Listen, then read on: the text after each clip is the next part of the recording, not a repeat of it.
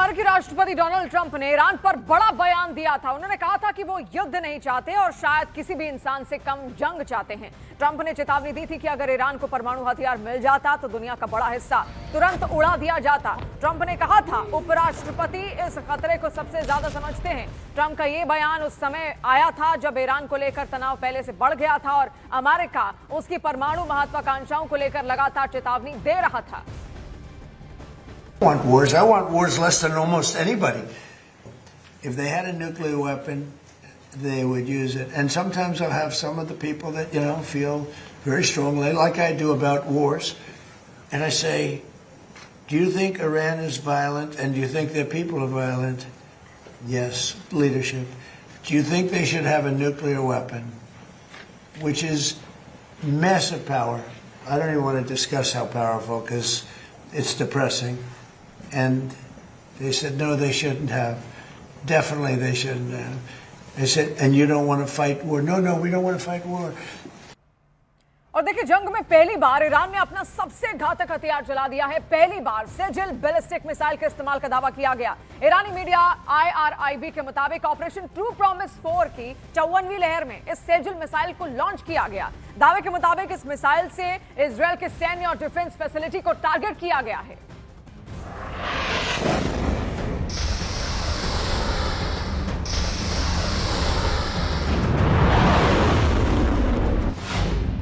जंग में ईरान ने उतार दी नाचती तबाही।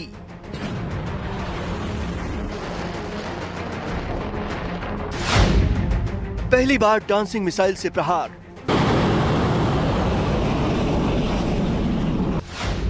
इजरायल के आसमान में नाचती हुई तबाही।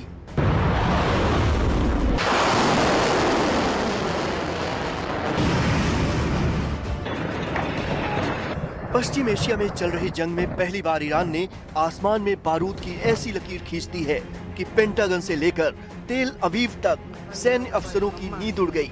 ईरान ने दावा किया कि उसने पहली बार जंग के मैदान में अपना सबसे खतरनाक ब्रह्मास्त्र उतार दिया है।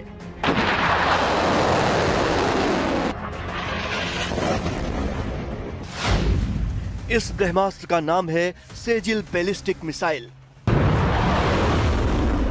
ईरानी मीडिया IRB के मुताबिक ऑपरेशन ट्रू प्रॉमिस 4 की 54वीं लहर में सेजिल मिसाइल को लॉन्च किया गया है।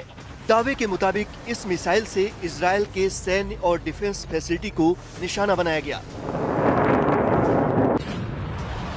ईरान की Islamic revolutionary guard course IRGC ने सेजिल मिसाइल दागने का एक वीडियो भी जारी किया है, जिसमें सेजिल मिसाइल को लॉन्च होते हुए दिखाया गया। वीडियो में सेजिल मिसाइल पूरी रफ्तार से बढ़ती दिखाई दी। इस दौरान ईरान के आसमान में धुएं का गुबार छा गया। दावे के मुताबिक इस मिसाइल से इजरायल के सैन्य और डिफेंस फैसिलिटी को निशाना बनाया गया। अब आपको इस मिसाइल की पावर बताते हैं।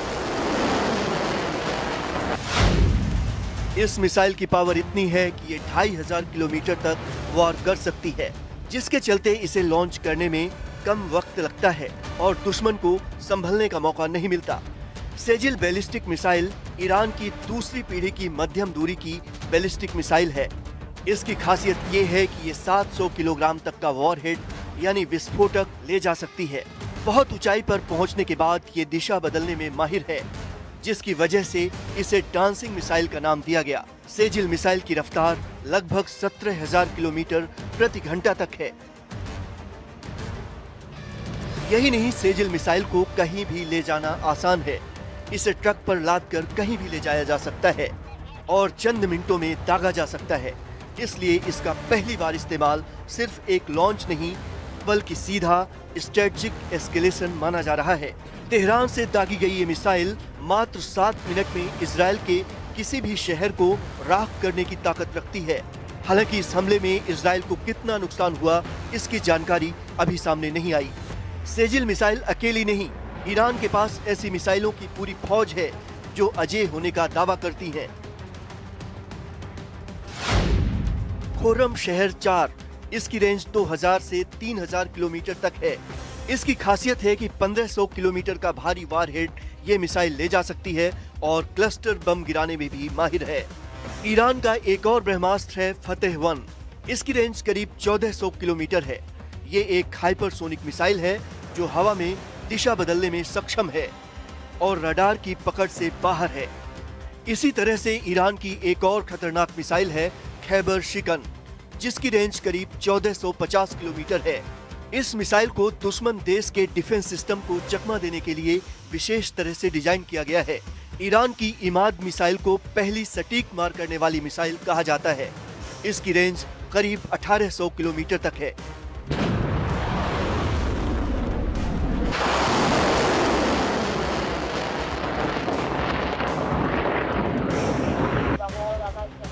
ईरान की असली ताकत उसकी इन मिसाइलों की संख्या नहीं बल्कि उनकी सुरक्षा है।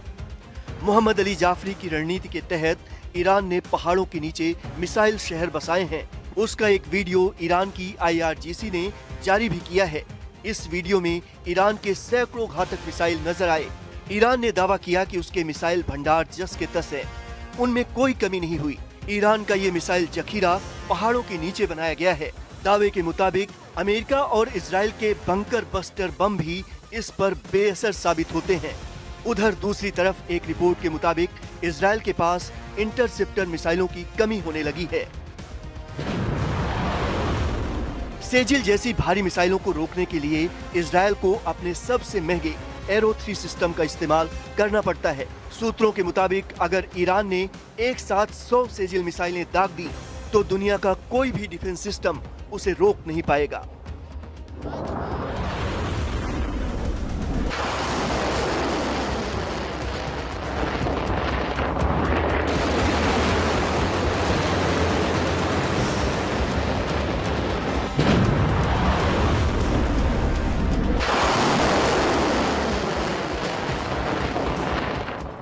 और देखिए, ईरान में महिलाओं ने अपनी सोने की ज्वेलरी दान करनी अब शुरू कर दी है ताकि सेना को मिसाइलों के लिए फंड मिल सके।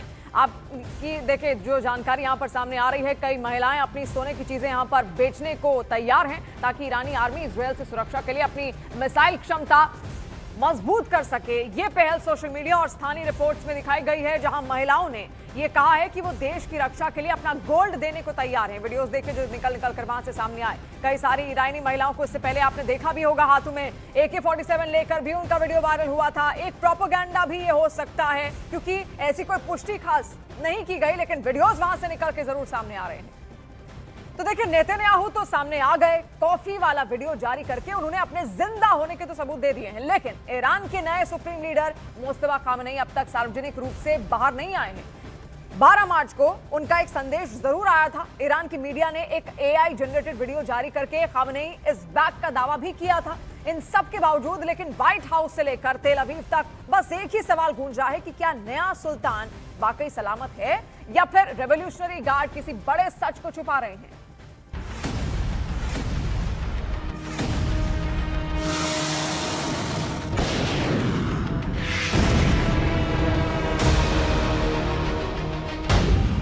तेरह मार्च को ईरान के मीडिया ने ये AI वीडियो जारी करके अमेरिका को ललकारा था। कहा था Khamenei is back. Khamenei is back. इसके अलावा 12 मार्च को ईरान का नया सुप्रीम लीडर बनने के बाद मुज्तबा खामनेई ने पहली बार आधिकारिक बयान जारी किया था। यह बयान ईरान के सरकारी टीवी चैनल पर चलाया गया था, लेकिन मुज्तबा खामनेई खुद कैमरे के सामने नहीं आए। उनके बयान को एक न्यूज एंकर ने पढ़कर सुनाया था, यानी न मुज्तबा का चेहरा दिखा था और न ही उनकी आवाज सुनाई दी। और इसीलिए अमेरिका और इजराइल दोनों पूछ रहे हैं कि मुज्तबा खामनेई कहां हैं। खबर तो ये तक है कि अमेरिका मुज्तबा का सुराग देने वाले को 92 करोड़ रुपए का इनाम देगा। हालांकि ट्रंप ने कुछ दिन पहले बयान दिया था कि उन्हें लगता है कि मुज्तबा जिंदा हैं। ट्रंप ने कहा था कि उन्हें लगता है कि मुज्तबा को काफी नुकसान पहुंचा है, लेकिन वो किसी न किसी रूप में जिंदा हो सकते हैं।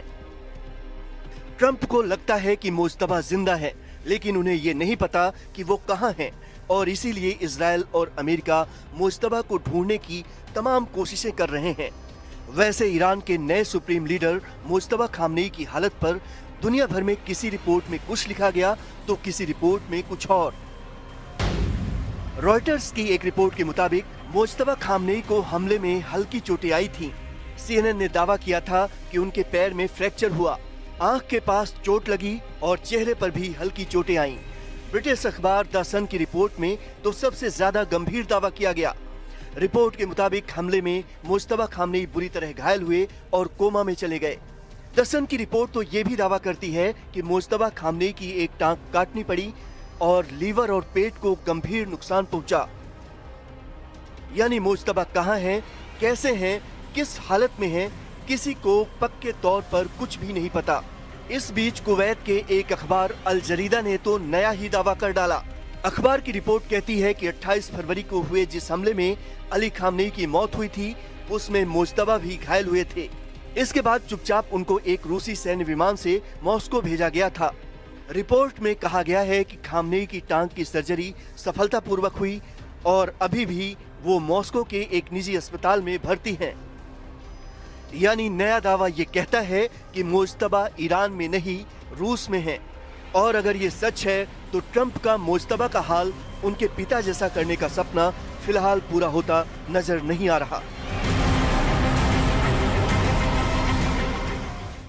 और देखिए, इराक की राजधानी बगदाद में अमेरिकी दूतावास पर ड्रोन और रॉकेट हमलों की एक बड़ी वेव हो चुकी थी।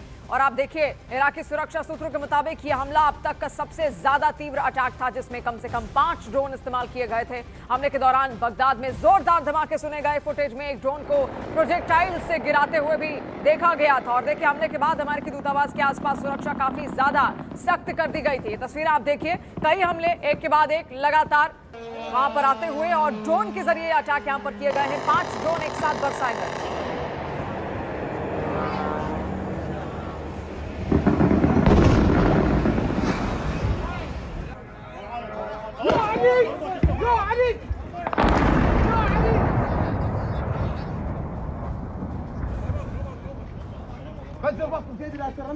ايدك ايدك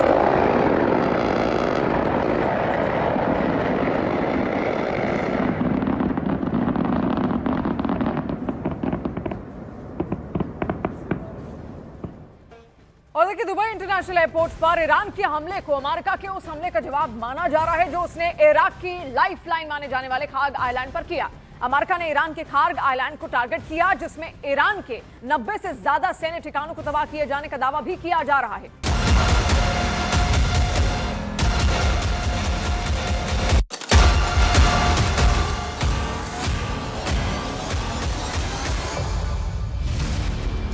ईरान के तेल खजाने पर अमेरिका की स्ट्राइक। बिना पायलट लड़ाकू विमानों ने मचाई तबाही। बैक फुट पर आएगा ईरान या मचेगा भीषण घमासान। खार्ग आइलैंड को ईरान की तेल अर्थव्यवस्था की लाइफलाइन माना जाता है, क्योंकि ईरान के तेल निर्यात का बड़ा हिस्सा यहीं से दुनिया भर में जाता है। इसी रणनीतिक द्वीप को निशाना बनाकर अमेरिका ने ईरान के खिलाफ बड़ा सैन्य ऑपरेशन चलाया। अमेरिकी सेना के मुताबिक इस हमले में 90 से ज्यादा ईरानी सैन्य ठिकानों को निशाना बनाया गया। अमेरिका के राष्ट्रपति डोनाल्ड ट्रंप ने दावा किया, अमेरिकी सेंट्रल कमांड ने मिडिल ईस्ट के इतिहास के सबसे ताकतवर हवाई हमलों में से एक को अंजाम दिया। हालांकि इस ऑपरेशन में ईरान के ऑयल इंफ्रास्ट्रक्चर को जानबूझकर निशाना नहीं बनाया गया, लेकिन ट्रंप ने चेतावनी दी है कि जरूरत पड़ी तो उस पर भी कार्रवाई कर सकते हैं।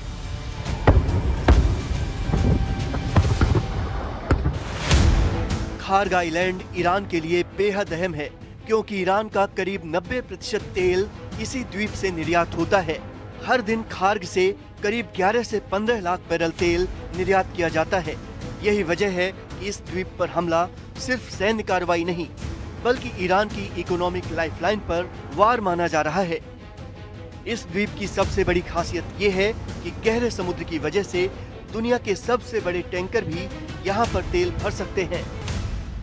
खार्ग आइलैंड से ईरान का 90% कच्चा तेल और गैस एक्सपोर्ट होता है। गैस के और तेल के जो पंपिंग स्टेशन हैं और जितने नंबर ऑफ शिप्स जो कि वहाँ बर्थ कर सकते हैं वो बहुत कम है। ईरान की अर्थव्यवस्था का बड़ा हिस्सा तेल निर्यात पर निर्भर है। ऐसे में अगर खार्ग आइलैंड की सप्लाई प्रभावित होती है तो इसका सीधा असर ईरान की अर्थव्यवस्था पर पड़ना तय है। खार्ग पर अमेरिकी हमले के बाद मिडिल ईस्ट में तनाव और बढ़ गया है, तो वहीं ईरान ने भी जवाबी कार्रवाई की चेतावनी दे दी है, जिसका असर वैश्विक बाजारों में तेल की कीमतों पर दिखाई देने लगा है। और देखिए, ईरान के विदेश मंत्री अब्बास अरागची ने अमेरिकी मीडिया की उन रिपोर्ट्स को खारिज कर दिया जिनमें दावा किया गया था कि उनका अमेरिकी दूत स्टीव विटकॉफ से संपर्क हुआ है। अरागची ने बयान जारी कर कहा कि उनका आखिरी संपर्क उसी समय हुआ था जब वॉशिंगटन ने ईरान पर एक और गैर कानूनी सैन्य हमला करके डिप्लोमेसी को खत्म कर दिया था। उन्होंने साफ कहा कि मौजूदा दावे सिर्फ ऑयल ट्रेडर्स को गुमराह करने के लिए फैलाए जा रहे हैं।